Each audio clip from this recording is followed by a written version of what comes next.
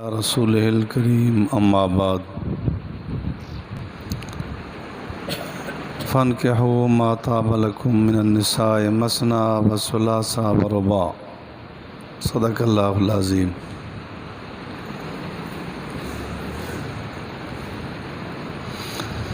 ایک مسئلہ تو یہ ہے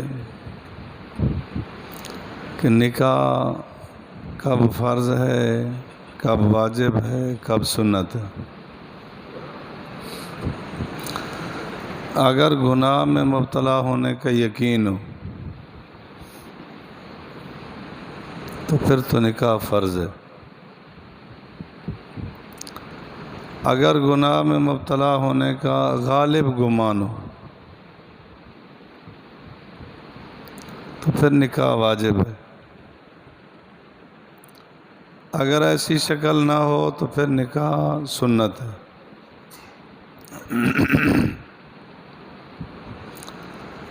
اگر نکاح کیا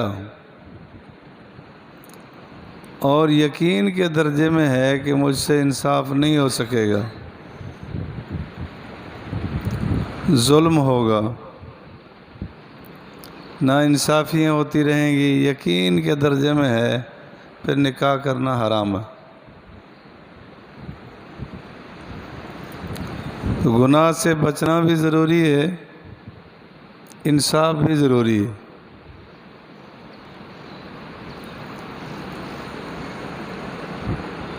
تو نکاح فرض کے درجے میں بھی ہے، واجب کے درجے میں بھی ہے، سنت کے درجے میں بھی ہے۔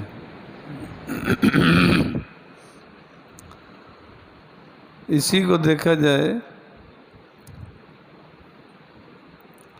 کہ انبیاء علیہ السلام کی ذوات گرامی میں صرف ایک نبی ہے جنہوں نے نکاح نہیں کیا، یا ایک نبی ہیں حضرت عیسیٰ علیہ السلام، وہ تشریف لائیں گے، نکاح کریں گے، شادی کریں گے، بچے بھی ہوں گے۔ باقی سارے انبیاء علیہ السلام نے نکاح کیا، تو اس کا انکار تو نہ ہو۔ اگر کسی کی یہی طبیعت ہے، مزاج ہے کہ مجھ سے گناہ بالکل نہیں ہوگا، یقین کے درجے میں ہے، پھر تو ٹھیک ہے، اگر نہیں کرتا نہ کر۔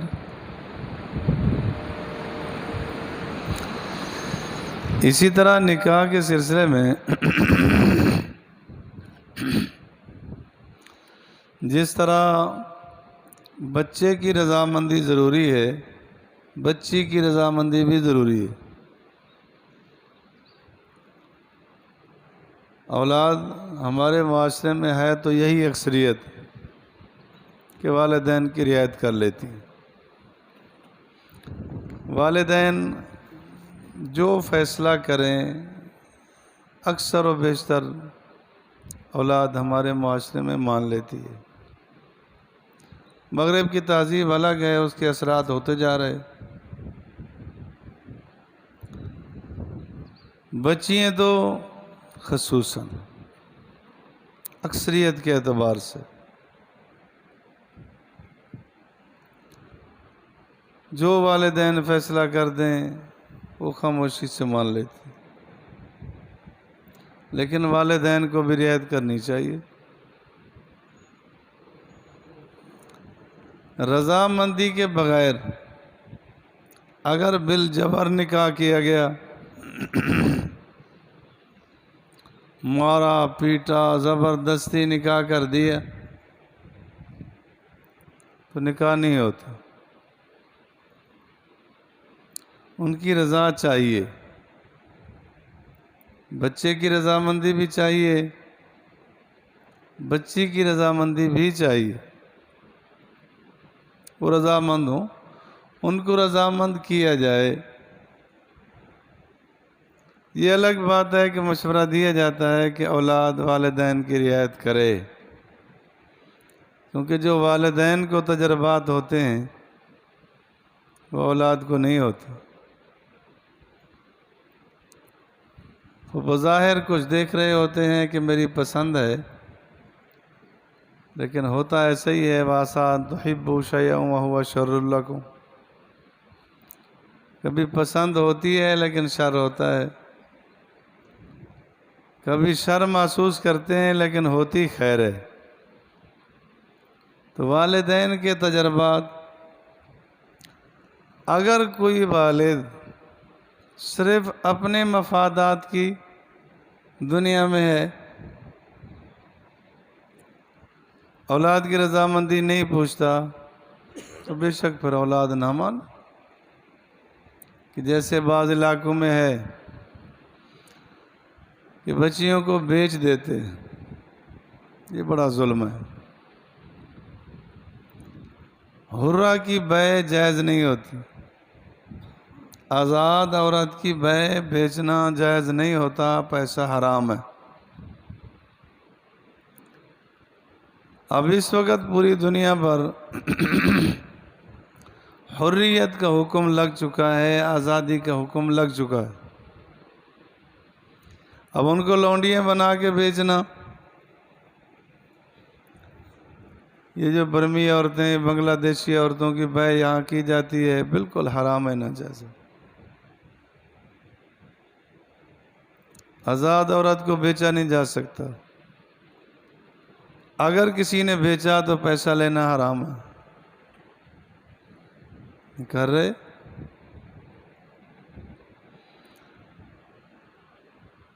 مرد کی رضا کی نسبت اگر غور کیا جائے تو بچی کی رضا اور زیادہ چاہیے،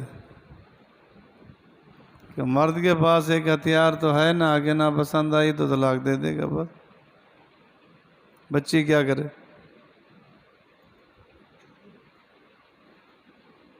بچی کی رضامندی کی رعایت نہ کی گئی، وہ کیا کرے گی؟ دونوں کی رعایت کی جائے۔ اور اگر بچی سے پوچھا گیا اور اس نے خاموشی اختیار کر لی تو یہی اس کی رضا ہے، اگر نہ والدہ کے ذریعے کسی اور سہیلی کے ذریعے سے اپنا اظہار کر سکتی ہے۔ جب اس نے خاموشی اختیار کر لی تو اس کی یہ رضا سمجھی جائے گی۔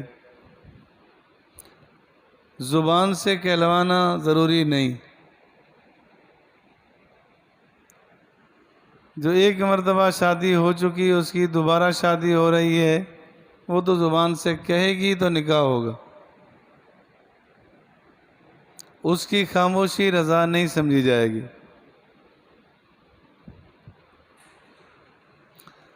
اور عام تجربات یہی ہیں کہ جہاں کہیں رشتے کی بات چلتی ہے، گھر میں تذکرہ ہوتا ہے، بچی کے سامنے بھی کسی واسطے سے بات رکھی جاتی ہے، وہ رضامند ہو گئی، پھر یہ تو نہیں سمجھ آیا کہ نکاح کے موقع پر قاضی جائے اور پوچھے،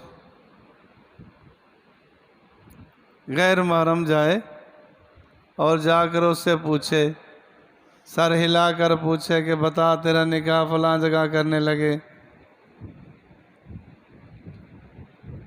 یہ تو غیر محرم کے لیے جائز نہیں۔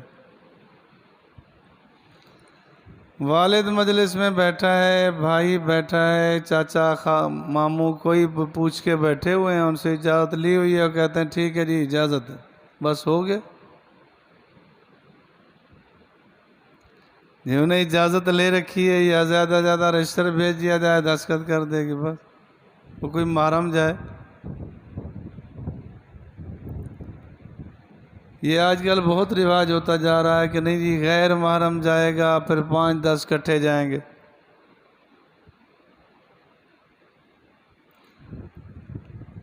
بس 5-4 آدمی کٹھے جائے گا جی، چاچا بھی جائے، ماموں بھی جائے، خالو بھی جائے، فلاں جائے، تو ساری ان کی محرم بیٹھی ہیں آگے۔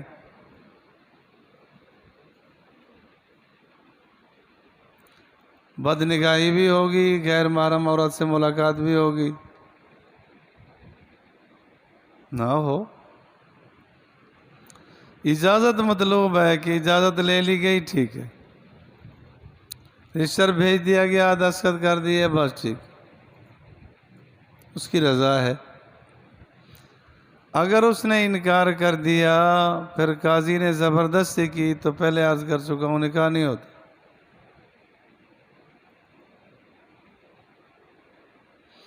اور اگر پہلے اس نے کہا کہ نہیں نہیں، پھر والدین نے سمجھایا اور انہوں نے سمجھایا، پھر انہوں نے کہا چلو ٹھیک ہے، دستخط کر دیے، اب یہ رضا سمجھی جائے۔ بغیر پوچھے اگر نکاح کیا گیا، پھر بھی ان کی رضا پر، اجازت پر موقوف ہوگا۔ وہ اجازت دیں گے تو نکاح ہو جائے گا، نہیں تو نہیں ہوگا۔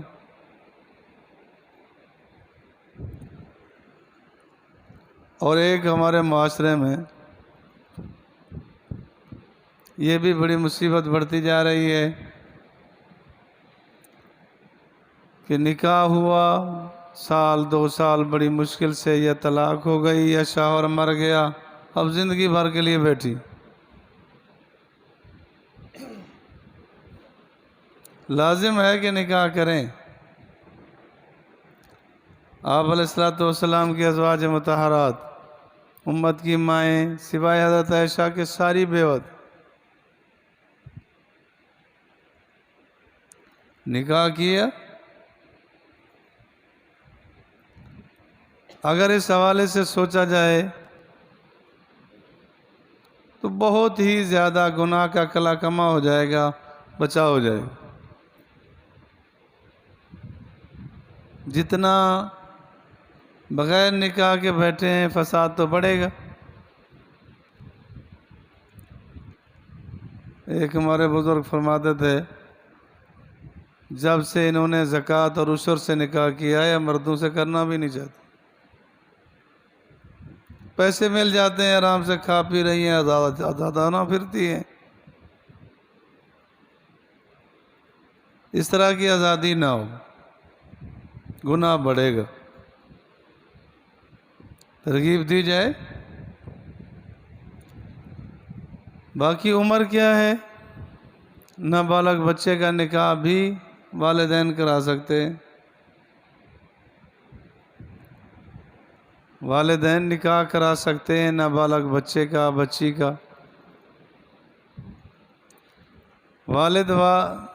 والد دادا کے علاوہ اگر کسی نے نکاح کر دیا تھا بچپن میں، تو بالغ ہونے کے فوراً بعد وہ کہہ سکتے ہیں مجھے پسند نہیں، تو ٹوٹ جائے گا۔ والد نے، دادا نے کر کے دیا تھا تو وہ نہیں ٹوٹے گا۔ بالغ ہونے کے بعد حضور علیہ الصلوۃ والسلام نے فرمایا ہے کہ جب نکاح کی شکل، رشتے کی شکل بن جائے، کر دینا چاہیے۔ اگر نہیں کریں گے تو بچہ گناہ کرے گا، بچی گناہ کرے گی، والدین بھی شامل ہوں گے۔ جب معقول رشتہ ملتا ہے، یہ جہیز، یہ کوئی عذر نہیں کہ یہ جہیز ابھی نہیں بنا، لہذا آپ علیہ الصلوۃ والسلام کے زمانہ پاک میں کوئی ایک واقعہ نہیں پیش کیا جا سکتا کہ بچی بالغ بھی ہو، پھر رشتہ ہو جانے کے بعد چھوڑ دیا گیا ہو کہ ابھی انتظار کریں گے۔ جیسے رشتہ ہوا، نکاح ہوا، رخصتی ہوئی، بس۔ سیدہ عائشہ رضی اللہ عنہا کا عمر نہیں پوری تھی، جیسے ہوئی فوراً نکاح ہو گیا۔ یہ بھی ہمارے معاشرے میں جو رواج بڑھتا جا رہا ہے، یہ ختم ہونا چاہیے کہ نکاح کیا، ابھی کہتے ہیں 2 سال انتظار کریں گے۔ اللہ تعالیٰ میری اور آپ کی حفاظت فرمائے، امت مسلمہ کی اللہ تعالیٰ حفاظت فرمائے، اللہ تعالیٰ شرعی احکامات پر پابند فرمائے۔